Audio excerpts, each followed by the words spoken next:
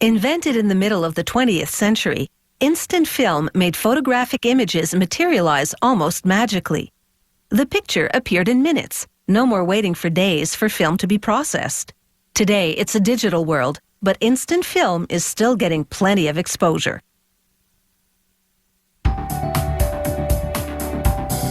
With instant film, you can watch an image develop before your very eyes. No film lab or digital printer necessary. Just say cheese and wait to see what develops. Many decades after its invention, instant photo development still seems like a neat trick.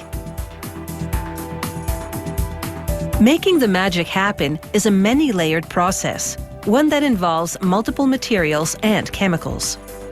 Production begins with the film negative. It takes place in the dark to prevent pre-exposure. The technician dons night vision goggles, allowing him to monitor plastic film as it unwinds into a coating machine. Inside, various dyes and chemicals will transform the film into a negative. They switch the lights back on briefly for our camera. The film travels up and down towards the coating machine. It's a system that prevents any slackening in the feed. The coating is also done in the dark, so this worker demonstrates the process for our camera on a small research machine. Liquid photochemicals and dyes flow onto the surface of the plastic film. He spreads the liquids across the film for an even application. This is all done mechanically inside the real coating machine. Once coated, the film will head into the dryer. The various coatings will dry in separate layers without intermingling. Here's a test tube lineup of the liquid components of the negative. The colorful ones are dyes, and the white ones are other chemicals. They apply black backing to the negative to block light, again preventing pre-exposure.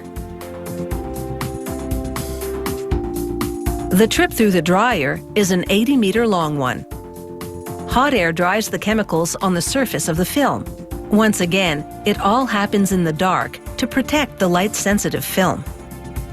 Coiled up and packed into light-tight drums, the color-negative material is now on its way to a second factory to be assembled into the instant film pack.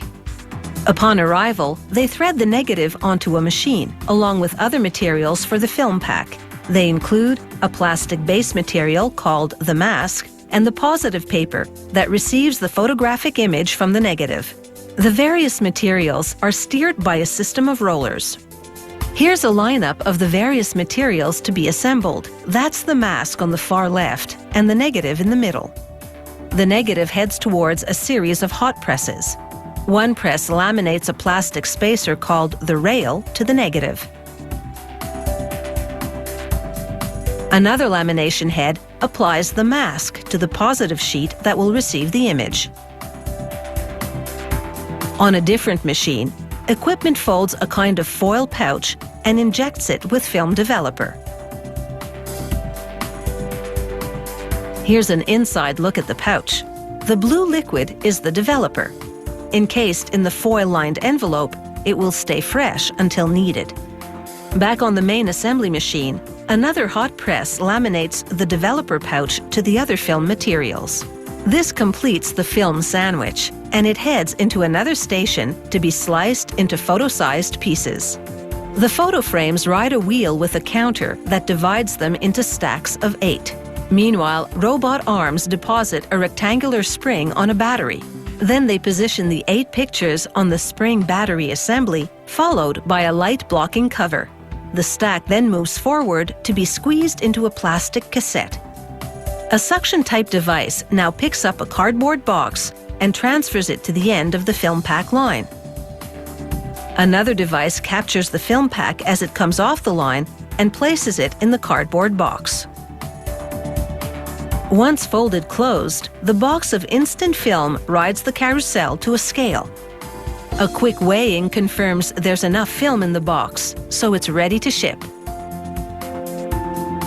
The assembly of this instant film pack has taken roughly 3 minutes. Now those instant memories are just a few clicks away.